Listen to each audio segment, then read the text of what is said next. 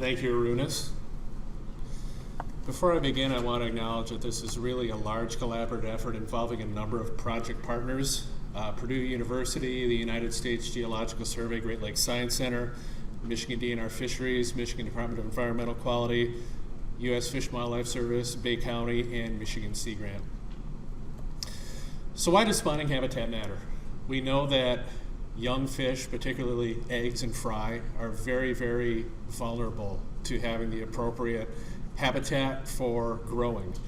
And in order to increase production, recruitment of fry to older classes such as juveniles and adults, it follows that we'd want to have good spawning and rearing habitat. In Saginaw Bay, there are historically two sources of walleye: the tributary rivers around the bay and large reef complexes that were in the inner bay itself. Our current source of walleye is limited to the tributary rivers, and some work was done by the Michigan Department of Natural Resources in the 1990s that examined the extent and the current status of the large offshore reef complexes. And what that study found was that the offshore reef complexes have been severely diminished over the years, likely due to anthropogenic factors, sedimentation resulting from logging and agriculture. And so we are left with primarily one spawning source of walleye within Saginaw Bay, and that is from the tributary rivers. So why does this matter? Well, I'm doing my best right now, and I made a note to myself not to use all the eggs in one basket analogy when talking about the portfolio effect of stocks. But essentially, if you were to invest in the stock market, you wouldn't invest all of your stocks or all of your money into one stock. That would put you at risk for losing a large amount of your investment to one poor performer. Similarly, when we think of walleye reproduction, it makes sense that we would like to have multiple spawning sources, multiple sources of reproduction within the fishery to encourage resiliency or the ability of the population to respond to environmental disturbance or perturbation. So it follows that the concept of reef restoration in Saginaw Bay and elsewhere would be to support populations of walleye that draw from multiple spawning sources so that they be more resilient to perturbation.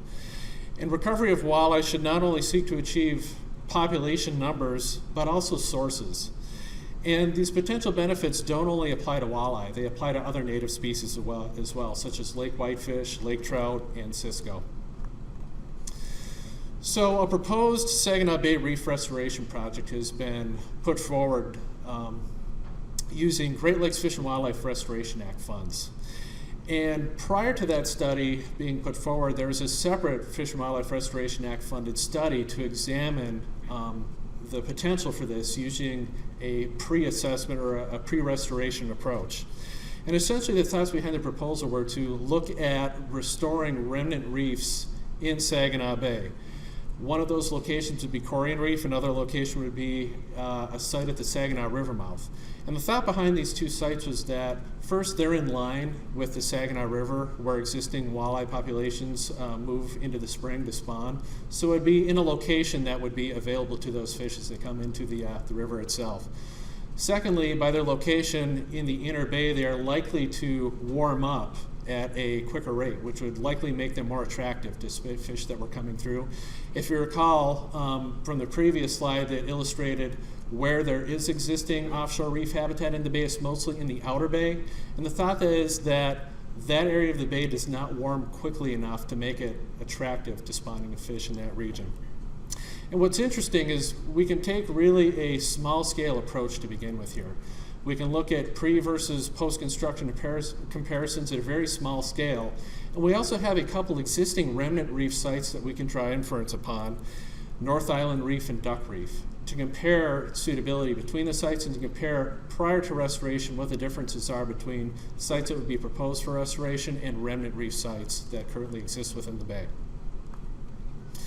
However, we need pre-restoration data to do that, and that's where this previous Great Lakes Fish and Wildlife Restoration Act funded proposal comes into play here. And this study was funded, and the objectives of that are two of them I want to highlight here. One is to evaluate the current use by adult fish during both the spring and fall spawning periods in the areas that reef restoration is proposed for, as well as those existing remnant reefs, and to assess habitat conditions at both the remnant and proposed reef sites by describing the substrate, the water quality, and potential egg predators. The way that this was done is a 2-year study looking at lake whitefish sampling in those locations in fall 2014, 2015, and then the walleye spawning in spring 2015 and 2016. And then additionally, there was some habitat mapping done in June 2015 as well. Multiple field methods were used. Experimental gill nets were used for spawner detection at these locations, egg mats for egg detection. Sonar was used to map habitat. Standard water quality methods such as a Secchi disc and electronic water quality meter were used. And then micromesh experimental gill nets were used to assess the potential egg predators that might be at these sites. So beginning with spawner detection for walleye, you can see that there were some individuals found at all sites except the North Reef Complex. They did occur at a very, very low number. So you can see active spawning walleye in these cases range from 1 to 3 fish observed. So it's not surprising that the egg deposition was very, very low too. If you look at the number of eggs per square meter per day, range from about 1 to 15. I believe going back to some of Ed Roseman's work in Lake Erie, he found numbers up to 15,000 eggs per meter squared. So nothing compared to that. And it's interesting too that in this graph you'll see that the highest amount of egg deposition occurred at a site that was proposed for restoration, the Korean Reef site. So it goes to show that there are already some individuals there that are using that site, but it's not what we expected to find, given that that was one of the proposed restoration sites, not one of the existing remnant reef sites. Moving on to lake whitefish. Again, there were actively spawning lake whitefish documented at all sites, but again, the numbers are very, very low, similar to walleye. And it follows too that egg deposition, number of eggs per meter squared per day, was low as well. But in this case, opposite to what we found at the for spawning walleye, was that egg deposition rates were highest at the existing remnant reef sites, primarily Duck Reef and the North Reef Complex. Moving on to assessing the substrate conditions. Habitat mapping was done at all 4 sites using sonar. This is just an example. 3D bathymetry on the top left and 3D bottom hardness on the bottom right for Korean Reef. And what this particular graph shows is that there are some hard substrates available at that particular site that is proposed for restoration, but you also see a significant amount of soft substrates as indicated by the purple colors there in that graph as well. What we had found out by comparing all of these sites is, not surprisingly, that the hardest substrates were found at the existing remnant reef site. So if you look at that series of 4 lines there, as those shift to the right of the graph, this is just basically a cumulative frequency distribution, hardness increases. So not surprising to see that the existing remnant reef complexes at Duck Reef and North Island had the lines that were shifted furthest to the right, indicating the hardest substrate conditions. What I don't have here is data that show that the diversity of substrates was greater at those sites as well. We had a much broader range of hardness returns with our SONA data at the existing remnant reef sites, Duck Reef and North Island Reef, compared to the Saginaw River Mouth Reef and the Korean Reef locations. Moving on to water quality, the scatter plot represents dissolved oxygen readings in April and May. The table represents mean dissolved oxygen readings in June of 2015. And you can see that the proposed site at the Saginaw River mouth had the lowest dissolved oxygen readings, not only in April and May, but also later on in June as well. The dissolved oxygen readings at the other sites were certainly higher than that, were within the acceptable range for what spawning fish would need. When we move on to potential egg predators from the experimental micromesh gill nets, you can see that we caught a variety of potential egg predators within those nets. Interestingly, there were no eggs found in any of the stomachs of these individuals that were sampled.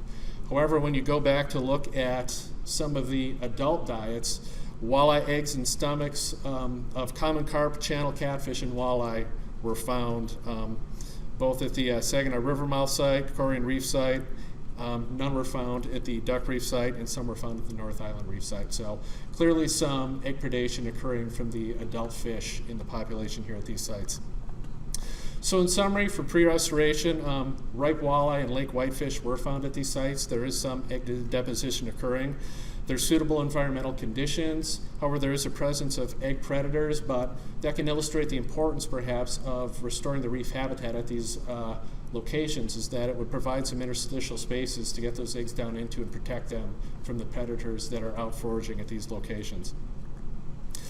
So to move on to the proposal that I mentioned earlier, the Great Lakes Fish and Wildlife Restoration Act, the pre-proposal to actually do a demonstration project would focus on Cory and Reef, given what we had learned about the existing Saginaw River mouth site.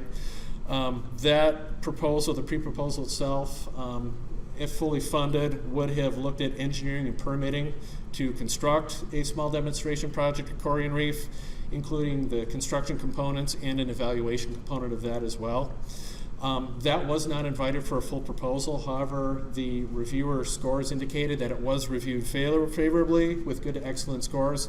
However, there were some concerns to address sedimentation issues. In other words, if these sites were to be restored and you were to build reef habitat, would those subsequently fill in with sedimentation? So the next steps, some of the project collaborators did collect sediment data at these locations, so that's in process to try to address some of those questions that were brought up as that pre-proposal was reviewed.